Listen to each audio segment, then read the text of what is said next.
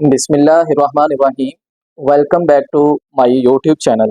Dear students, lipids को हम पढ़ रहे थे, तो इसके नेक्स्ट अब आज हमने ग्रुप्स को स्टडी करना है कि main groups of lipids. Lipids के जो मेन ग्रुप्स हैं वो कौन कौन से हैं। सिंपली इसको हम अ, अभी आप लोगों के लेवल के ऊपर सिर्फ दो आप समझने के लेवल्स के अंदर या ग्रुप्स के अंदर हम इनको स्टडी करेंगे। एक फैट्स होते हैं और एक हमारे पास क्या होते हैं, ऑयल्स होते हैं। अब इन दोनों में डिफरेंस क्या है इसको हम लोगों ने समझना है।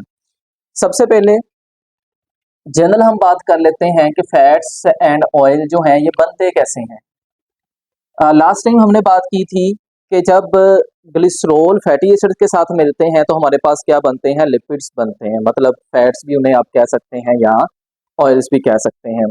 तो एक ग्लिसरॉल हो और 3 फैटी एसिड्स मिले तो तब हमारे पास क्या बनता है, फैट्स या ऑयल्स बनेगा। अब इनमें आगे चल के क्या डिफरेंस है वो हम साथ साथ इसके डिस्कस करते जाएंगे। अब मैं इधर अगर आपको स्ट्रक्चर वाइज भी दिखा दें तो ये हमारे पास जो फॉर्मूला है ये किसका है, ग्लिसरॉल का। इधर हमने लगाया था हाइड्रोक्सल ग्रुप तीनों कार्बन के साथ। अब ये उतर जाएगा और इसकी जगह पर आके कौन अटैच हो जाना है, इनके साथ 3 फैटी एसिड्स ने अटैच हो जाना है। ये 2 हो गए और इसी तरह से ये तीसरा, 3 फैटी एसिड्स लगेंगे। इधर से हाइड्रोक्सल ग्रुप जो है वो हमारे पास रिमूव हो जाएगा और ये हमारे पास क्या बन जाएंगे, फैट्स या ऑयल्स बन जाएंगे। अब इसमें डिफरेंस क्या है वो हम आगे चल के देखते हैं। तो सबसे पहले हमारे पास आ जाएगा फैट। फैट किसे बोलते हैं, जिसमें एक ग्लिसरॉल के साथ तीनों के तीनों जो फैटी एसिड्स हैं वो कौन से हों, सैचुरेटेड फैटी एसिड्स अटैच हों। तो इस तरह का जो आपके पास ग्रुप बनेगा उसको हम क्या नाम देते हैं, लिपिड्स का, उसको हम फैट का नाम देते हैं। अच्छा, अब इसकी एक जो इंडिकेशन है वो ये है कि ये रूम टेम्परेचर के ऊपर किस फॉर्म में पाए जाते हैं, सॉलिड फॉर्म के अंदर पाए जाते हैं। ठीक है।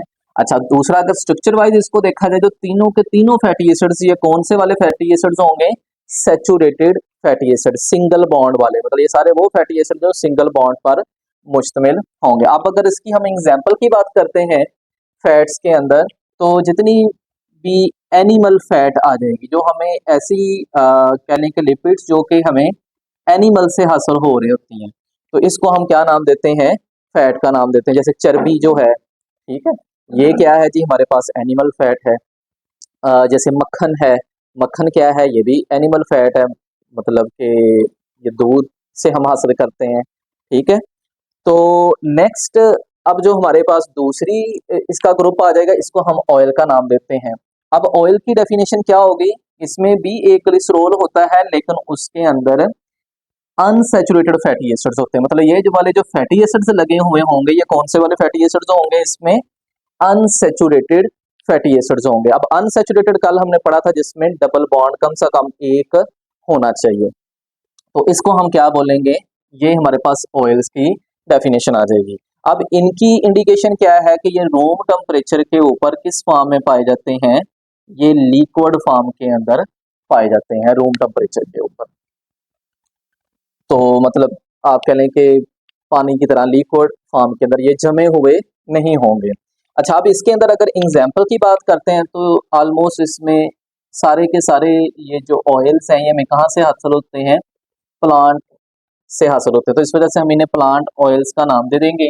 अब कुछ एग्जाम्पल इसमें देख लेते हैं प्लांट ऑयल्स के अंदर। इसके अंदर एक एग्जाम्पल हमारे पास आ जाएगी कोकोनट की, कोकोनट ऑयल आ गया। फिर इसी तरह से एक और एग्जाम्पल हम लिख लेते हैं, सनफ्लावर ऑयल आ गया। ठीक है। इस तरह से और भी काफ़ी सारी इसकी एग्जाम्पल हैं। तो जो भी पौधों से हमें हासिल होते हैं लिपिड्स, जिनको हम ऑयल्स कहते हैं, वो क्या कहलाएंगे, ऑयल्स हमारे पास कहलाएंगे। बाकी इसका आपने ये याद रखना है, इसमें अनसैचुरेटेड फैटी एसिड्स होता है ऑयल में।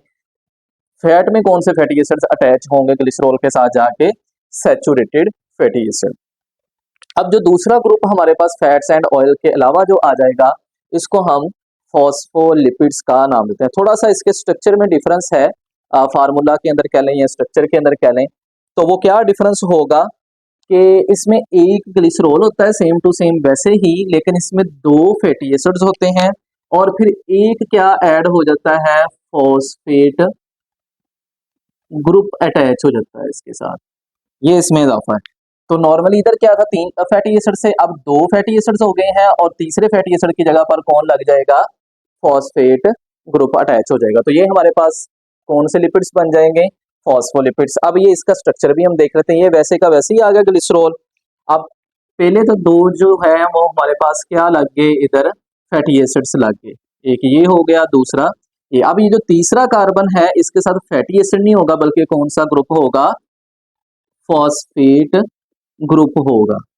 तो इसको अब हम क्या नाम देंगे, ये क्या बन गया हमारे पास, फॉस्फोलिपिड्स। अगर आप इसको स्ट्रक्चर को अच्छी तरह से याद रखते हैं तो आपको ये तीनों जो हमने पढ़े हैं ग्रुप, इनको याद करने में आसानी रहेगी। दोबारा से मैं एक दफा रिपीट करता हूँ, फॉस्फोलिपिड्स में ग्लिसरॉल होता है, दो फैटी एसिड और फॉस्फेट ग्रुप होता है लगा हुआ। फिर अगर हम ऑयल्स की बात करते हैं तो इसमें ग्लिसरॉल आ जाएगा और इसके साथ कौन से फैटी एसिड्स होते हैं, अनसैचुरेटेड फैटी एसिड, मतलब डबल बॉन्ड वाले।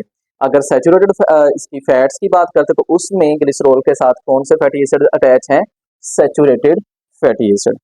डियर स्टूडेंट्स, ये छोटा सा टॉपिक था, नेक्स्ट अगले लेक्चर में मिलते हैं, तब तक के लिए stay connected, thank you and Allah Hafiz.